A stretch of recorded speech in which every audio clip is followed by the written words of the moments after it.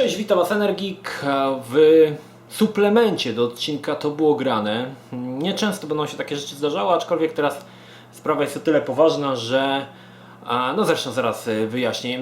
Ten odcinek będzie pewnym suplementem, dodatkiem do 29 odcinka To było grane, w której opowiedziałem Wam o grach Neverhood. I o ile nie będę wspominał ponownie o tejże grze, opowiem Wam o pewnych płytach, które, znaczy może inaczej, o wersjach gry Neverhood, które jeszcze istnieją, a które w tamtym odcinku nie wspomniałem o nich, ponieważ myślałem, że podczas przeprowadzki zginęły mi te płyty, ale całe szczęście płyty odnalazłem, cieszyłem się po prostu jak dziki wieprz, że udało mi się te płyty odzyskać i dzisiaj oczywiście zamierzam Wam powiedzieć o pewnych rzeczach. Dodatkowo pewien update odnośnie gry Boombots, przepraszam, nie Boombots, Skull Monkeys, gdzie wprowadziłem Was w pewien błąd. Wszyscy, którzy niedawno subskrybowali mój kanał, będą mogli oczywiście wrócić sobie do 29 odcinka i go obejrzeć. Tak jak mówiłem, suplement będzie dotyczył gry Neverhood, kultowej gry Daga Ten Napela. Niedługo, na dniach prawdopodobnie pojawi się duchowy spadkobierca gry Neverhood, mianowicie Amikrok. Powiem szczerze, że czekam, aczkolwiek mam pewne obawy. Neverhood był pewną grą tego typu, gdzie nie było praktycznie w ogóle dialogów, natomiast właśnie w nowej grze Daga Ten Napela zauważyłem, że sporo jest mówionych kwestii, także będzie tutaj pewna różnica i troszkę się tego obawiam. No ale zobaczymy, oczywiście nie będę tutaj jakoś negatywnie się nastawiał, bo jestem bardzo pozytywnie nastawiony do nowej produkcji. Mam nadzieję, że będzie naprawdę fajna.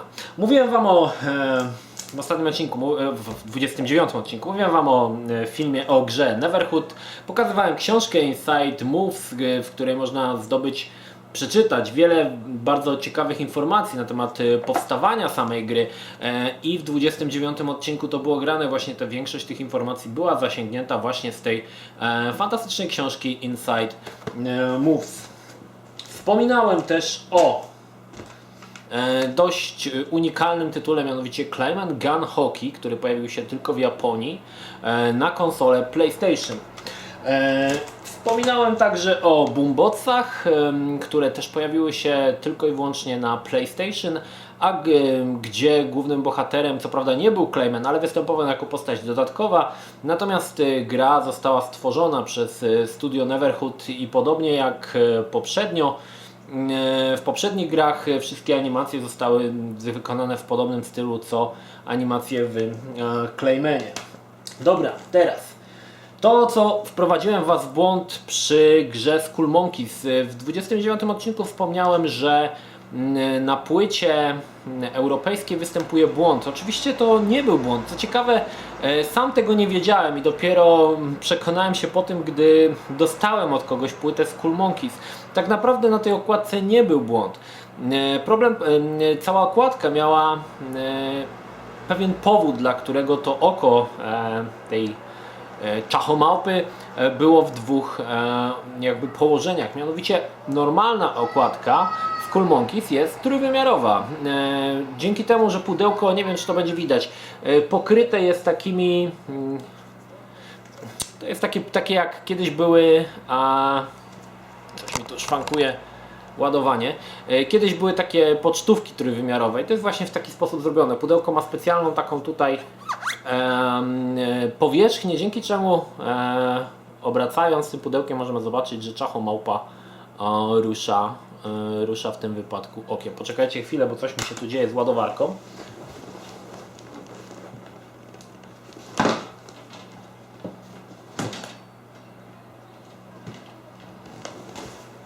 Ok, powinno być już dobrze. Także tutaj wprowadziłem Was w błąd i powiem szczerze, że troszkę nieświadomie, bo sam nie wiedziałem, że ta okładka jest trójwymiarowa. W ogóle zdobyć tą grę z tą trójwymiarową okładką to jest po prostu mega ciężkie i naprawdę się niesamowicie cieszyłem, kiedy wymieniłem się za grę i dostałem właśnie nietkniętą właśnie z tą świetną okładką. Dobra, zajmijmy się rzeczami, o których brakowało w ostatnim odcinku, w 29 odcinku To było grane. Po części też zainspirowała mnie tutaj Anastazja Fate i jej niesamowity ulepiony Clayman.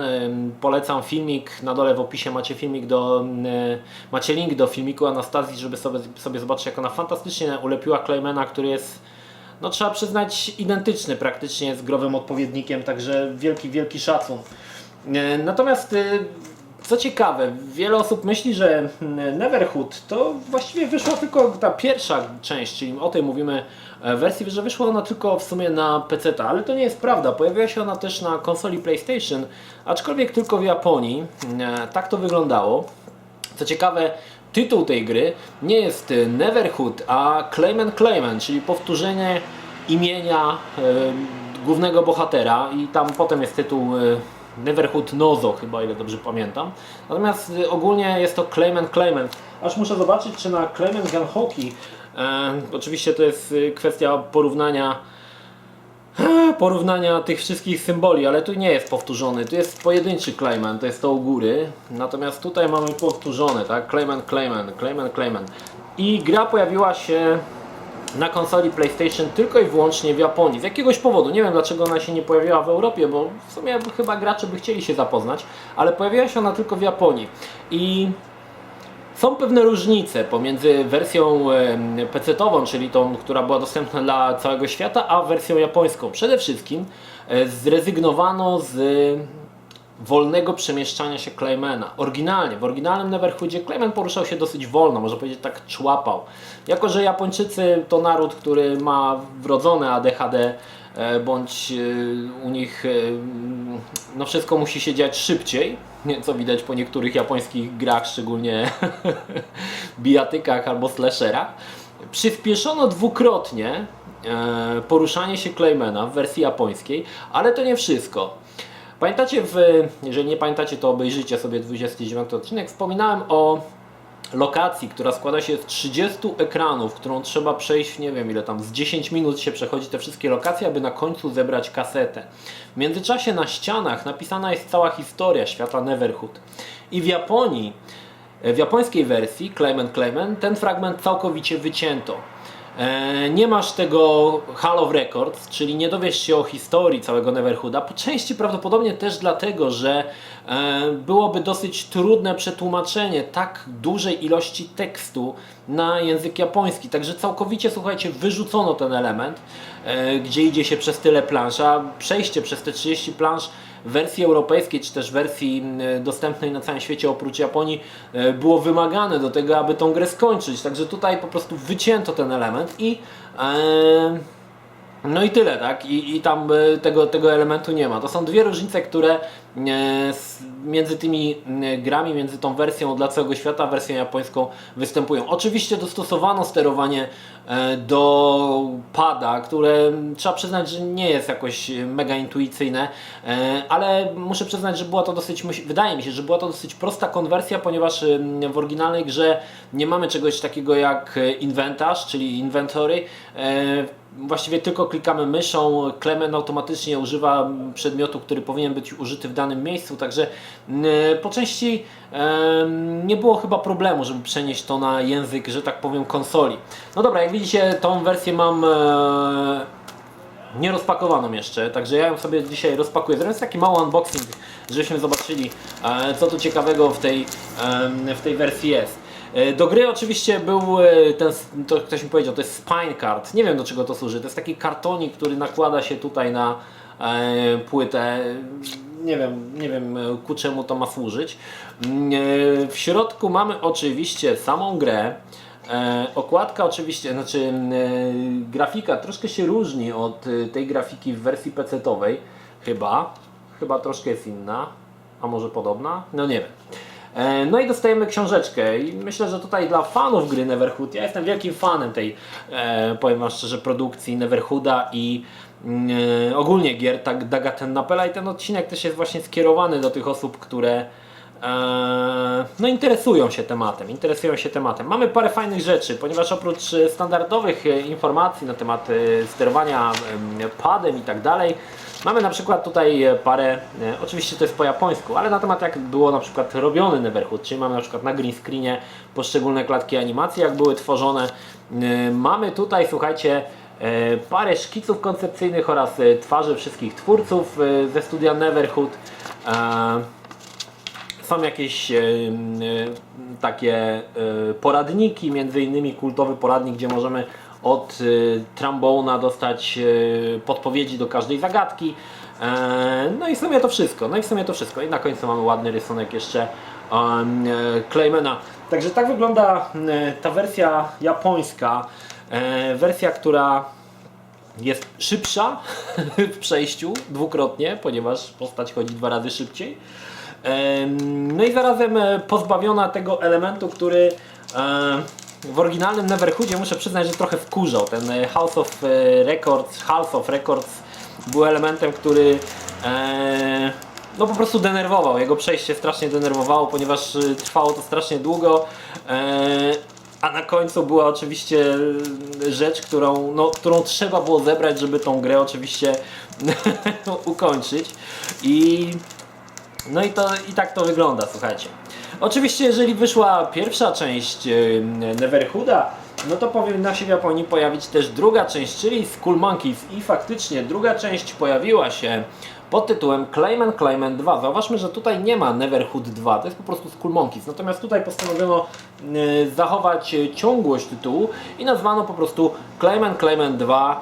I tutaj po japońsku nie wiem jak jest Skull Monkeys po japońsku.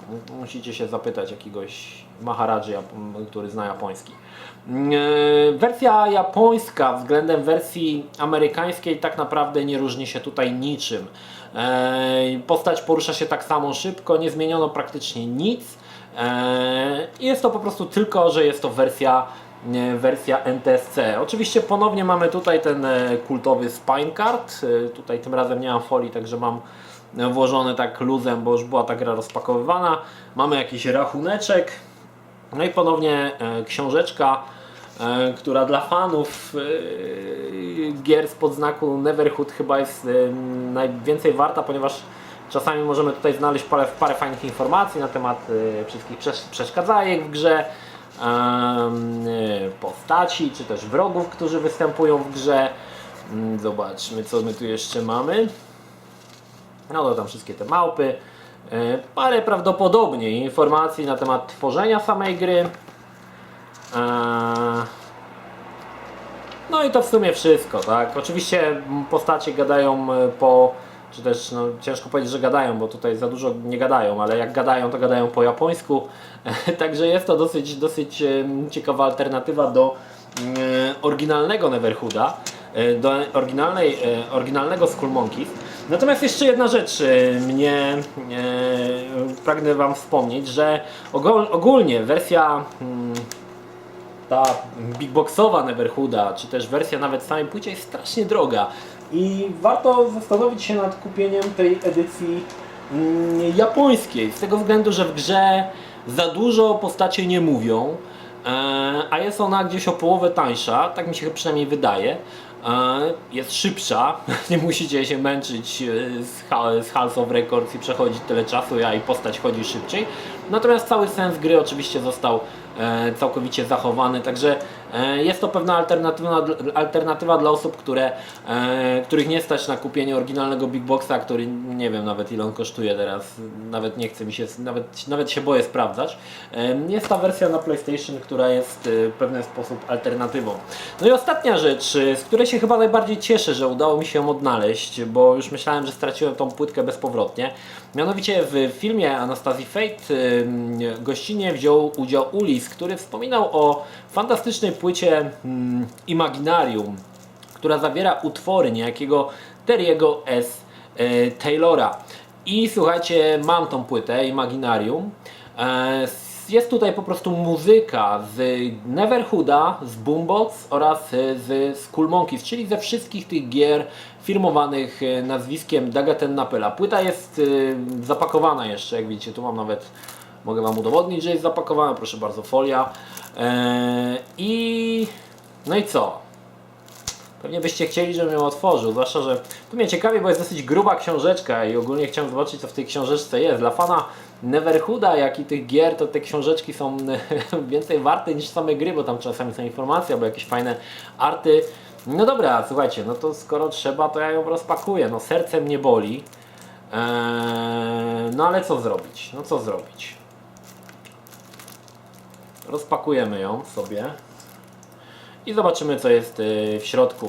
Sama muzyka, ogólnie tutaj muszę wspomnieć o tym, że muzyka to jest tak zwany Dixieland, czyli muzyka składająca się z różnych jakichś chrząknięć, pomruków i często akompaniamentu gitary. Jest to bardzo specyficzny typ muzyki, który prawdopodobnie poza Neverhoodem nie usłyszycie nigdzie. Natomiast chciałbym Wam polecić jeden fantastyczny numer z genialnym tekstem. Musicie sobie na YouTubie wpisać Skull Monkeys Bonus Level Music, gdzie tekst śpiewającego gościa dotyczy właśnie tego poziomu bonusowego. Naprawdę, ale to trzeba usłyszeć, trzeba to zrozumieć, o co tak naprawdę chodzi. To jest niesamowite, jak to zostało fajnie przedstawione, także polecam Wam posłuchać tej piosenki, wsłuchać się w tekst, bo on jest naprawdę genialny. A jeszcze bardziej genialnie to wypada, kiedy gracie i ten tekst jakby współgra z grą, tak? Czy też z tym poziomem, w którym aktualnie jesteście. No dobra, rozpakujmy tą płytę Imaginarium. Imaginarium Songs from the Neverhood. Na okładce mamy ładnie namalowanego Claymana. On jest namalowany chyba farbami, tak? Tu mamy nawet podpis w rogu Doug, właściwie sam Ten Napel, czyli jest to oryginalny malunek. W środku mamy... No i nie mogę tego otworzyć. Bo to jest jeszcze zaklejone, widzicie.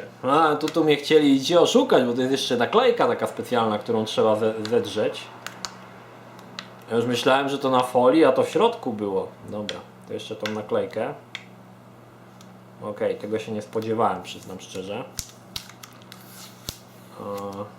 Trochę mnie to zaskoczyło. Wybiło mnie to trochę z rytmu, że tak powiem. Ale zaraz tą naklejkę postaram się w miarę rozsądnie zerwać. Ona się cała tutaj właściwie podarła. Samą tą płytę dosyć trudno trafić, przynajmniej na portalach aukcyjnych jest ona bardzo rzadko spotykana, ale nie jest ona jakoś specjalnie droga, ale jest rzadko spotykana, także dla osób, które chcą nabyć tą wersję muzyczną piosenek z Neverhooda, może to być nie lada wyzwanie, ale od czasu do czasu można ją trafić i warto, powiem Wam, że warto. Jak ja ogólnie nie zwracam uwagi w grach na muzykę, tak muzyka z Neverhood naprawdę wbija się w czachę. W środku mamy, poczekajcie, ja tutaj ładnie ułożę, dwie płytki. Pierwsza taka żółta, jest to piosenki z Neverhooda, Disc One. No i mamy jeszcze tutaj drugą płytę, która jest muzyką z Skull Monkeys oraz z Boombox. Tak wygląda. Taka niebieska, czyli jedna żółta, jedna oczywiście niebieska. No i mamy oczywiście książeczkę. Zobaczmy, co jest w tej książeczce. Aż sam jestem ciekawy. Po prostu nowość. Pachnie nowością. Aha, są to, słuchajcie, po prostu masakra. Są to teksty tej piosenki, co jak powiedziałem jest dosyć kuriozalne, ponieważ większość tekstów w Neverhoodzie składa się z jakichś przedziwnych odgłosów. Nie wiem, czy mi się uda, czy kamera to złapie, ale tutaj zobaczcie, nie wiem, zobaczymy, czy kamera złapie. Powinno na Full HD może coś być widać, tyle to chyba nie złapie. I to jest po prostu tekst, który brzmi Buda, Buda, Buda, de bob bud, bud, de bu, Buda, Buda, Buda, dobi b, dabu, zuba, b i to taki jest właśnie tekst. No to fajnie, ogólnie spoko, nie? To jest po prostu masakra. Dostajemy tutaj troszkę informacji na temat Douga Terry'ego S. Taylora. Dosyć dużo informacji, trzeba przyznać, naprawdę tutaj w tej książeczce jest mnóstwo informacji na temat właśnie tworzenia tej muzyki. No i oczywiście mamy teksty, ciąg dalszy, jest tutaj też tekst z tego, co Wam mówiłem, Bonus Room, który polecam poszukać na YouTubie, jest to, bo ja znalazłem, także polecam sobie posłuchać, jak to fantastycznie zostało zaprojektowane. Słuchajcie, tak wygląda dodatek do 29 odcinka to było grane odnośnie Neverhood, w którym przedstawiłem Wam brakujące części kolekcji Neverhood, która myślałem, że zginęła. To tak jak ten pociąg tam w Wałbrzychu zaginął, także ja myślałem, że te płyty tam w tym pociągu były i ja już ich nie odzyskam, ale udało mi się je odzyskać, także bardzo się cieszę. Moja kolekcja The Neverhood jest kompletna. No i muszę przyznać, że jest to taka powiem, no ozdoba mojej kolekcji, ten cały Neverhood, bo zajęło mi to masę czasu, tak? Skompletowanie tych wszystkich płyt na PlayStation, samej tej książki. Ta książka w ogóle to jest w ogóle też masakra, żeby ją zdobyć, i beatboxowy Neverhood, także jestem ogólnie zadowolony z tego, że udało mi się te wszystkie płyty powiązane z Neverhoodem zdobyć. Ok, to był pierwszy i chyba jeden z ostatnich tego typu filmów, gdzie zrobiłem taki jakiś koleś po prostu na traktorze. Dodałem takie suplement do odcinka To było grane. No i mam nadzieję, że Wam się podobało, że jakoś rozjaśniłem Wam w głowie i dla wszystkich osób, które zamierzają kolekcjonować, pewnie ze dwie takie w Polsce są, rzeczy z Neverhoodem, w jaki sposób to pomoże zweryfikować, co potrzeba do tej kolekcji zdobyć. To tyle. Pozdrawiam Was, Energii, trzymajcie się, do następnego. Cześć.